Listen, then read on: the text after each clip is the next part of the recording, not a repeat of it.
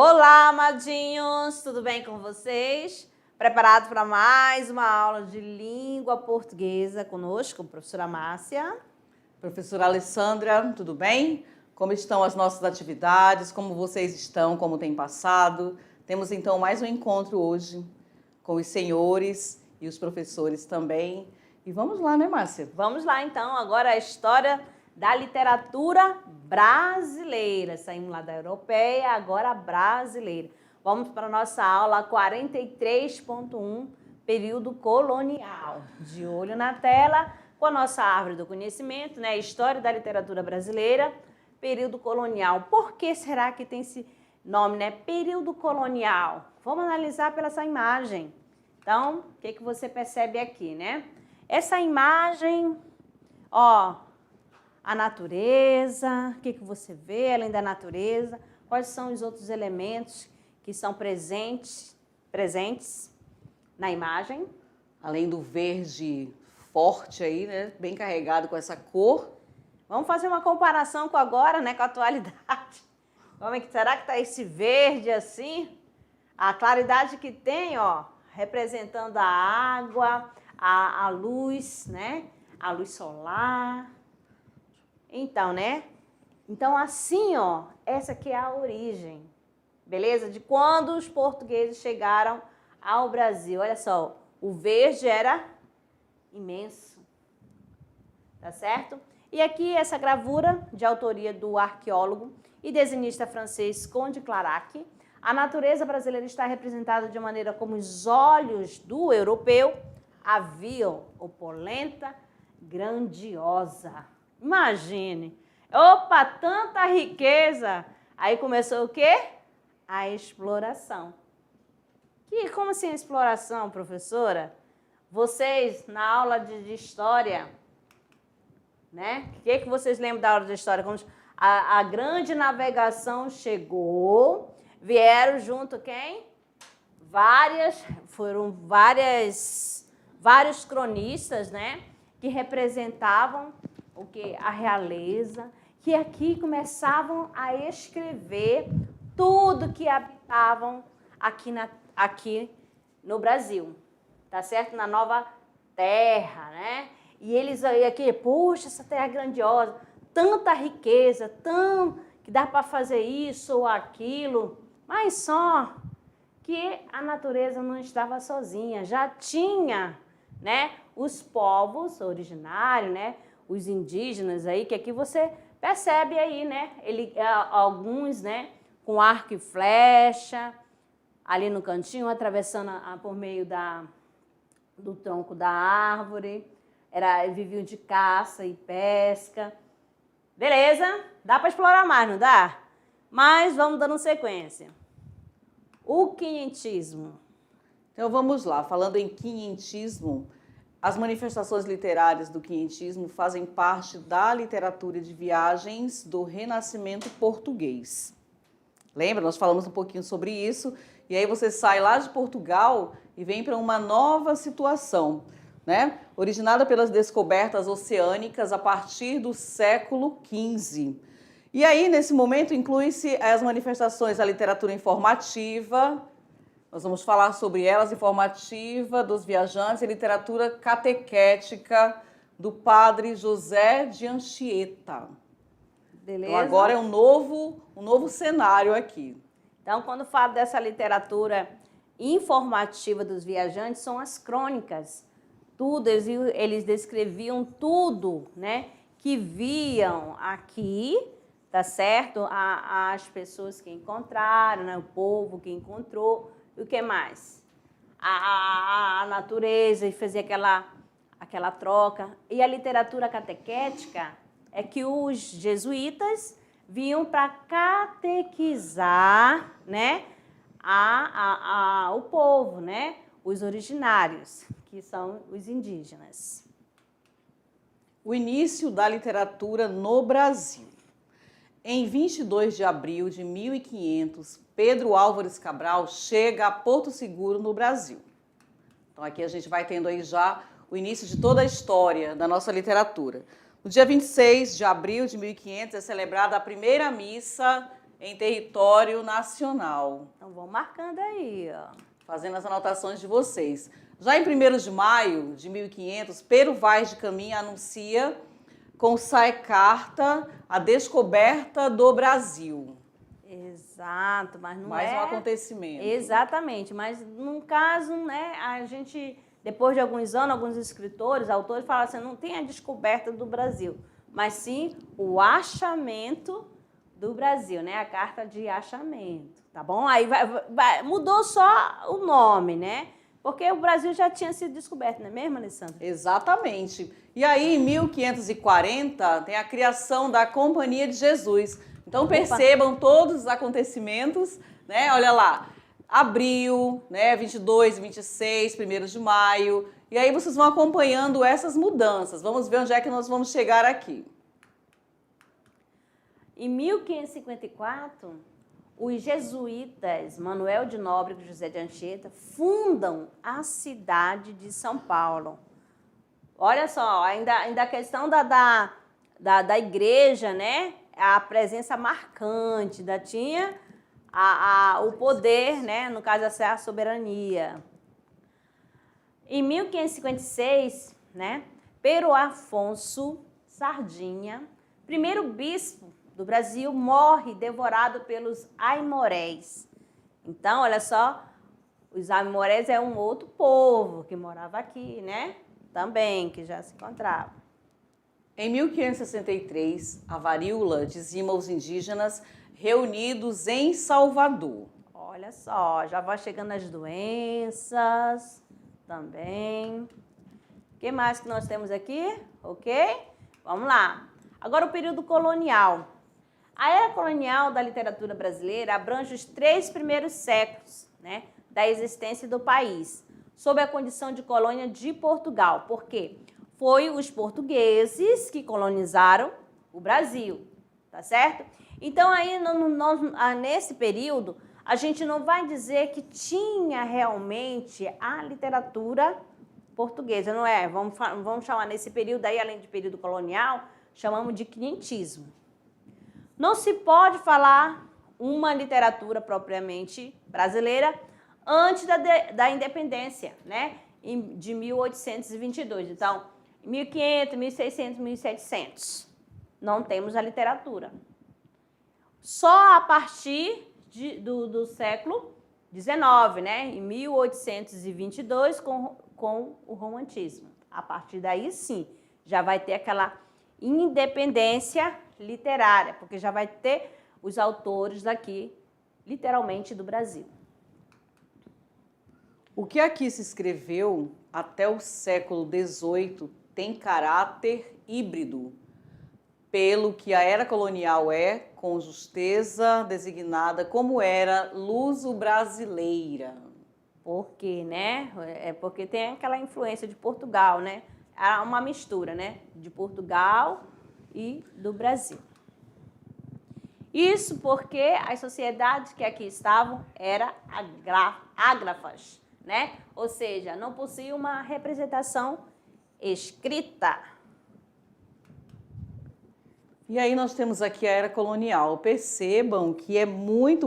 Nós precisamos, né, Márcia, entrar na história para poder chegar aqui na nossa literatura. Vejam, quinhentismo, século XVI, compreendido ali entre 1500 e 1601, a literatura sobre o Brasil de caráter meramente informativo.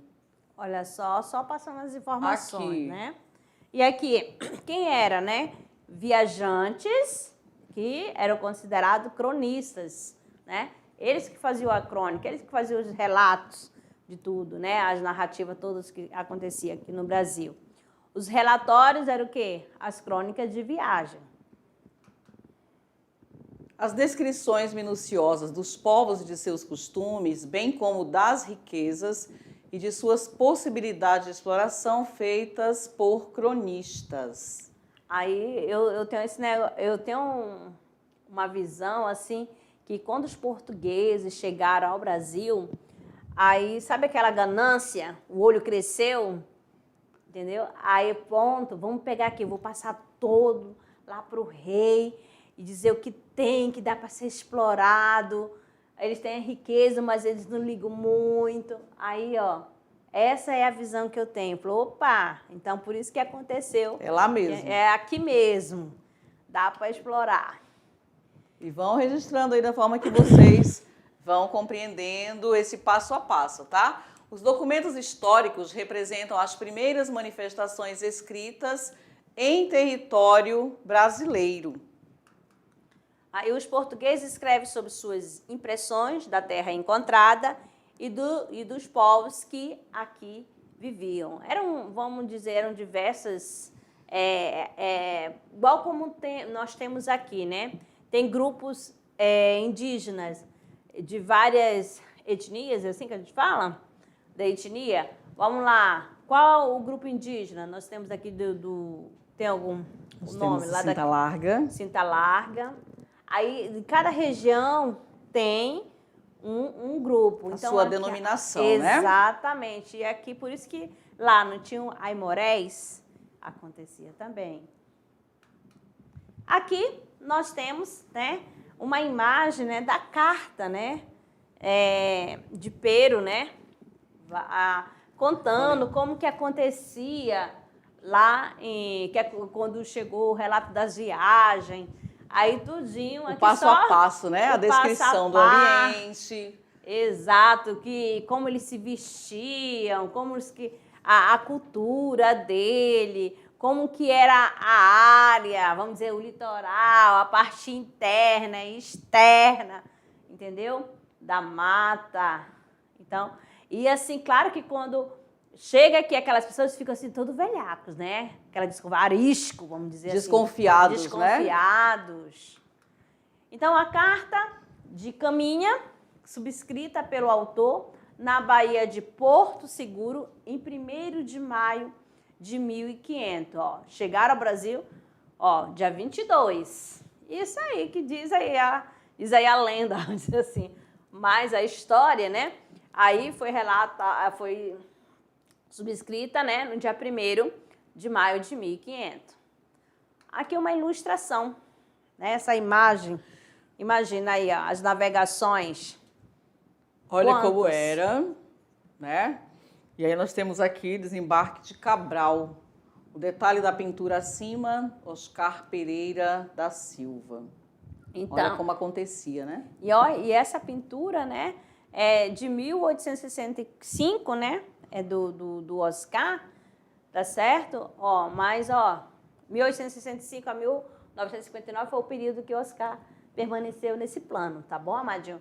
Mas, ó, aqui representando tudo, não era só através da escrita, mas eles usavam também a pintura, a arte, para representar. Nada melhor do que essa imagem aqui, né? As pessoas chegando, a terra, as navegações olha a recepção. Será que eles não estão assustados, admirados, aquela quantidade de embarcações chegando, navegações, todos vestidos e eles praticamente semi-vestidos, mal tampando, vamos supor as assim, partes. As partes. Tá certo? Então, vão tomando nota. Outra imagem aí para vocês. Então, vão analisando. O que nós temos aqui? Qual é a representação que vocês conseguem perceber daí, através da imagem? Olha lá, a primeira missa na concepção de Vitor Meirelles. A visão que ele tinha. Como que foi a missa, né? Então, ele representou aqui. Aí, o que dá para perceber aí, ó? Analisando, temos aí um religioso bem no centro, né? Mas vocês conseguem ver uma divisão? Um lado? Isso, ou tá misturado? Tá misturado. O que dá para perceber aí? Qual é a visão que você tem? Qual é a interpretação? Tudo bem? Essa imagem aqui, lá quando a gente está lá no fundamental, sempre tem nos livros. Eu lembro lá num período quando eu fazia meu 4º ano, né, a 4ª série, antigamente falando, 3ª e 4ª série, esse livro aqui, ó, essa imagem aqui estava lá presente. Onde mais você encontrou essa imagem? Era lá no tempo que eu estudava estudos sociais. No meu tempo era assim. Eu também peguei ainda. Estudos sociais, que envolvia a história e a geografia ao mesmo tempo. Tá bom? E essa imagem aí, quando chegava lá, era descobrimento do Brasil. Olha o tempo que eu estudei e agora a gente fala, não é descobrimento, é o achamento. E aí vocês percebem uma divisão? Ou eles estão misturados? Aqui eu tenho uma situação, e aqui eu tenho outra, aqui ao centro outra. Só porque vocês sabem, né? Que é que eles vieram para catequizar os povos originários. Não é assim? Mas eles já tinham a própria cultura, né? Essa que é a questão cultural deles. E depois da acabada a missa, muitos deles, os índios, se levantaram e começaram a tocar corno ou buzina, saltando e dançando por um tempo, né? Por um bom tempo. Então, isso daqui é um trechinho. Faça de conta que está acontecendo a missa, né? A primeira missa. Então, os índios, né? Depois que terminou, eles começaram a fazer a maneira deles, que eles já estavam acostumados, né? De buzinar, de ficar dançando e cantando ao mesmo tempo. Tá certo? Mas respeitando também a parte religiosa dos portugueses. Outros representantes que se destacam na literatura de informação. Aí nós temos Pero Lopes de Souza e sua obra Diários de Navegação, de 1530. Também, né, Pero de Magalhães Gândolfo e sua obra Tratado da Província do Brasil, História da Província de Santa Cruz, aqui vulgarmente chamamos de Brasil. Aí você vai lembrar lá, terra de Santa Cruz, terra de Veracruz, aqueles primeiros nomes que o Brasil, né, foi nomeado. E aí destaca aí no caderno de vocês, tá? Esses representantes, Pero Lopes, Pero de Magalhães, Fernão Cardim e sua obra narrativa epistolar e Tratado das Terras e das Gentes do Brasil. Mais um. Gabriel Soares de Souza e sua obra Tratado Descritivo do Brasil, 1587. Agora, e aí vem o seiscentismo, né, que é o barroco, né, no século XVII. Né? O quinhentismo, você vai lembrar que, né, uma escola literária, não é? Né? Aí vem o barroco, que é do século XVII, já de 1601 a 1768, a literatura no Brasil. A produção propriamente literária, ainda que em parte constituída da simples transposição dos modelos ibéricos. E vão percebendo aí essa mudança. Neste período começam a definir-se algumas características importantes da literatura brasileira. E nele surge o primeiro poeta significativo do Brasil. Então vamos ver essa história, o que ela vai, quem que vai representar o Brasil, qual será, né? Vocês já ouviram falar, alguém já começou, que de repente, pessoal, alguém já teve a ideia, vou começar a estudar literatura, já para conhecer os autores, para conhecer o contexto histórico, as movimentações dentro da literatura. Então, quem vocês imaginam aí? Quando nós falamos aqui, nele surge o primeiro poeta significativo do Brasil.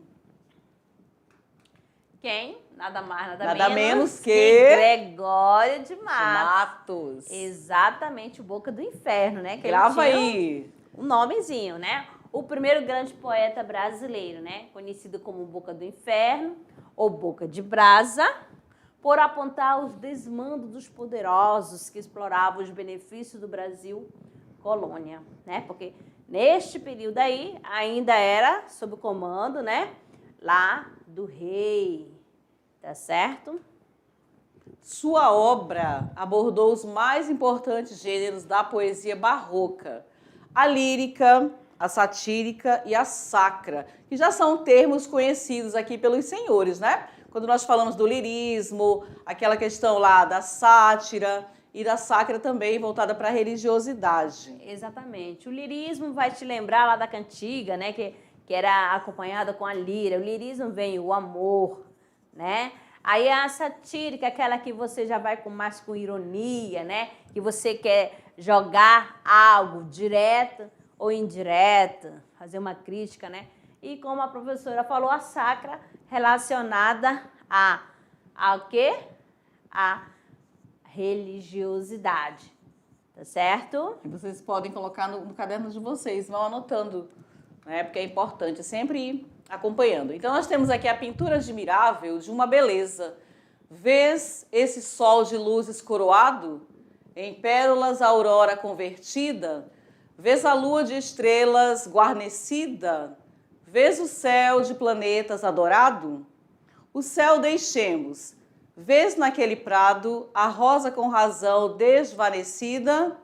A açucena por alva presumida? O cravo por galã lisonjeado? Deixa o prado, vem cá, minha adorada.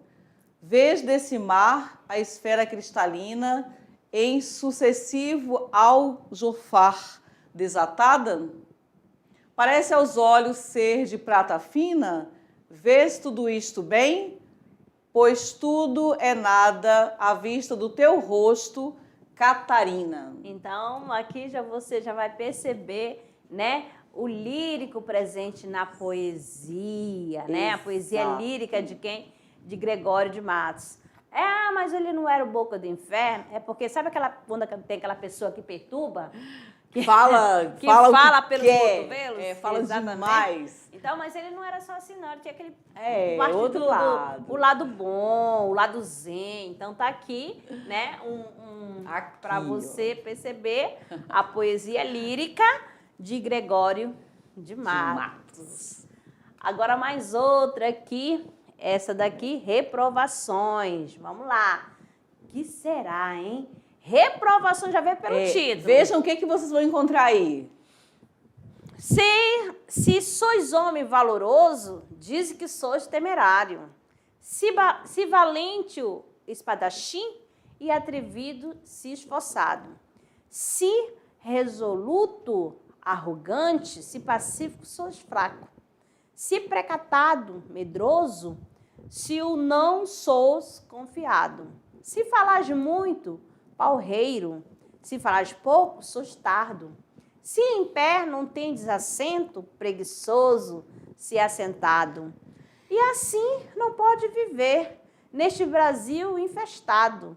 Segundo o que vos refiro, que não seja reprovado. E aí, Gregório de Matos, o que você acha dessa questão aqui? Nós encontramos lá o lirismo na primeira leitura e agora na segunda. Será que tem a mesma temática? O que você percebeu, né? Se pacífico, sois fraco. Ó, tá lá em cima, pelo título. Reprovações. Só o título já traz uma informação pra gente, né? Então você percebe que ele já tá fazendo uma crítica aqui, tá certo? Ele não vai dando não dá nomes, mas ele tá criticando, tipo, se dá uma revolta, né? Ele não aceita isso, né? Se falas poucos, sois tardo. Se em pé não tem desassento. Preguiçoso, se eu estou em pé porque não tem assento. Se eu estou preguiçoso porque se eu estiver sentado, porque eu sou preguiçoso. Então, aqui é um exemplo, né, da poesia, o quê? E ele fala, e assim não pode viver. Neste Brasil infestado. Infestado de quê, né? Segundo que vos refiro, que não seja reprovado. Então, a poesia satírica, olha aí. Que faz uma crítica. Essa aqui faz uma crítica indireta, né? Exatamente. E assim, vocês podem perguntar, professoras, né? Como que nós vamos descobrir? Através da leitura, você começa a perceber. Naquela primeira leitura, era algo mais calmo, mais doce, mais suave. Quando você vem para cá, o título já traz uma ideia diferente da primeira, percebem? E aí, para você bater o martelo e confirmar, você vê as palavras e a forma como ele está sendo colocado. Vamos ver, botar aqui, né? Pintura admirável de uma beleza. Olha só, até o título, né? Já é mais... É diferente. já é Pintura suave. admirável de uma beleza. Olha, que tanto que lá termina com o nome. Já sabe que é admirável de quem? Da beleza de quem? De Catarina. Será que tem alguma Catarina aí na sala? E aqui das reprovações, né? Das várias ações. Agora mais outra aqui para vocês, Buscando Cristo. Qual será esse tipo de poesia? Olha aí, gente, essa aqui, né? Buscando Cristo, o título também colabora para que nós tenhamos já uma ideia do que vai falar. A voz correndo voo, braços sagrados. Nessa cruz sacrossanta descobertos, que, para receber-me, estais abertos, e, por não castigar-me, estais cravados. A vós divinos olhos eclipsados, de tanto sangue e lágrimas abertos, pois para perdoar-me estais despertos, e por não condenar-me estais fechados. A vós pregados pés por não deixar-me, a vós sangue vertido para ungir-me, a vós cabeça baixa para chamar-me. A vós, lado patente, quer unir-me. A vós, cravos preciosos, quer atar-me, para ficar unido, atado e firme. Então, é aquele período que ele teve várias fases, né? O Gregório, tanto que da questão da poesia lírica, depois a satírica. Já no finalzinho, opa, eu quero meu perdão.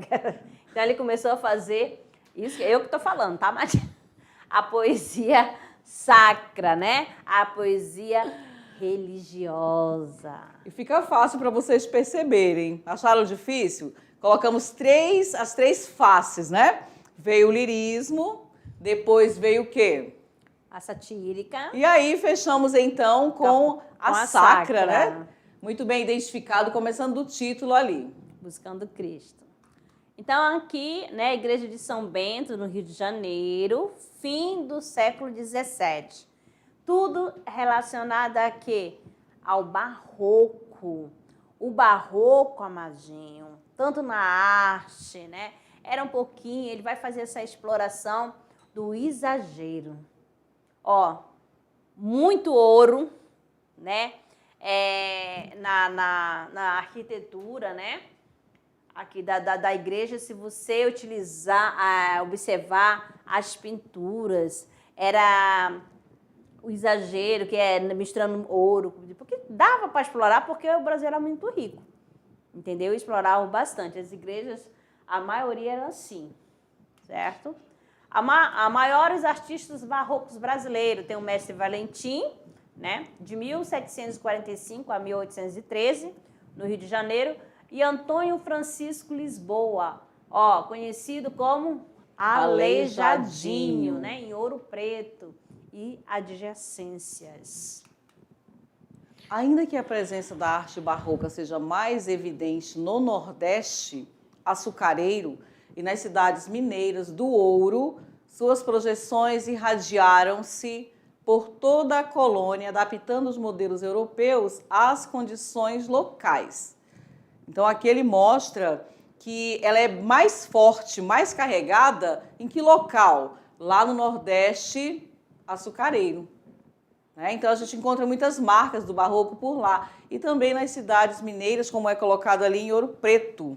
Por quem? Por Aleijadinho. Vocês já ouviram falar de Aleijadinho, suas obras, a sua arte? Então, são nesses locais que nós encontramos uma forte presença do barroco. E aí você percebe pela estrutura, né? Olha lá, as cores, quanto mais alto, melhor. As pinturas, era algo assim que causava... Os pilares. Nos causava assim eu não sei se a palavra é medo, mas um respeito, né? Pelas obras que eram colocadas ali. E setecentismo, né? Arcadismo no século XVIII, de 1768 a 1836, literatura do Brasil. Nós temos aqui, né? Começa a haver ressonância da sociedade colonial na produção literária, amparando os primeiros movimentos de rebelião contra os estatutos de metrópoles. Aí você vai lembrar lá de história da Inconfidência Mineira, a Revolução dos Alfaiates. Quando fala a Inconfidência Mineira, lembra quem? Quem? Vamos lá. Vamos Quem lá. é bom em história? Inconfidência Mineira, eu lembro de... Tiradentes. Isso, muito bem. A mineração começou a tomar conta do país já no século XVIII, né? Se tornando a nossa terceira atividade econômica durante a época colonial. Já foi explorar lá as minerações. Olha só aqui a questão da extração de minérios. Olha bem que estão aí, ó. Quem são os trabalhadores, né? Vamos lá, dando sequência. Vão fazendo as anotações necessárias. O arcadismo brasileiro. Febre do Ouro, com Cláudio Manuel da Costa, os sonetos amorosos. E Tomás Antônio Gonzaga, o pastor apaixonado, né? José Basílio da Gama, com os poemas épicos. E outros que não só viveram a época da mineração, como também apontaram na produção de caráter literário. Vamos lá, então. As principais manifestações literárias. A literatura informativa. E aí, quando nós falamos em literatura informativa, o que nós temos? Cartas, relatórios, diários de navegação, tratados e relatos históricos sobre a Nova Terra. A Nova Terra, Brasil. A literatura catequética do padre José de Anchieta, peça de teatro e poemas ligada à tradição medieval. Medida velha, que você já sabe, lá, redondilha menor, 5, redondilha maior, 7. Teatro vincentino, né? Você vai lembrar de Gil Vicente. Concepção teocêntrica do mundo. O Deus era o centro de tudo, tá certo? E vamos que vamos, né? Agora no momento da hora de produzir, que é o nosso trabalhando gênero. O que nós temos aqui para vocês hoje? Alguns questionamentos. Olha lá. E são perguntas interessantes, tá? Primeiro ano. Você gosta de literatura? Já leu quantos livros literários? E aí, dessa leitura... Qual mais gostou? Teve algum incentivador? Olha aí, ó. né? Então, são perguntas assim, ó. Qual foi o primeiro livro que você leu? Qual o nome do primeiro livro? Aquele que a gente nunca esquece. Não venha nos dizer que você nunca pegou o livro, né? Professora, eu nunca peguei nenhum livro para ler. Você ouviu que ficou na memória? Pode ser conto, não tem. Qual? Também algum caos aí. Vai se falta um dia, qualquer dia, uma energia... Faltou a luz, a energia elétrica, né? Aí você vai para a beira da rua, ou lá pro quintal... E começa a ouvir caos. Senta todo mundo em frente de casa, né? Exato. E aí vamos contar os causos. Qual que você sabe? Aí você começa a contar. Então foi uma leitura que você fez. E aí você já vai ali contar para os seus amigos, né? A sua família. Então vejam bem, a leitura ela parte, pessoal, de um incentivo. Quem incentivou você a ler? Teve alguém? Foi um professor? Foi em casa? Foi um amigo? Então, baseado nessas perguntas... né, você vai produzir um relatório, né, no caso um relato informal, a respeito de como aconteceu e do que significou em sua vida a leitura que você considera especial e inesquecível.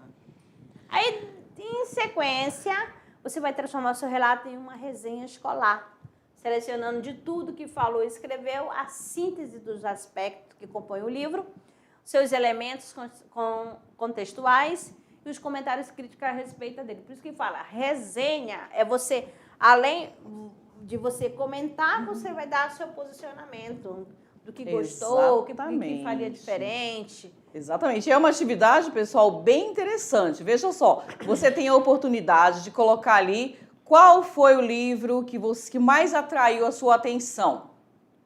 Entendeu? De forma muito tranquila. Lá no início, quando eu comecei a ler, professora, eu lembro bem que eu ganhei um livrinho sobre a Branca de Neve, por exemplo. E aí você vai... marcado na minha memória, né? Foi o Patinho Feio. Eu adorava ir lá para a biblioteca, né? Tinha um vizinho que ele tinha uma biblioteca e eram várias coleções. Eu pegava pela capa do livro, aquilo me atraía. Que era uma capa assim, de capa dura, aqueles livros bem... mesmo antigo, resistente. Pois é. Eu lembro da Revolução dos Bichos, que eu li, fiz um trabalho sobre ele.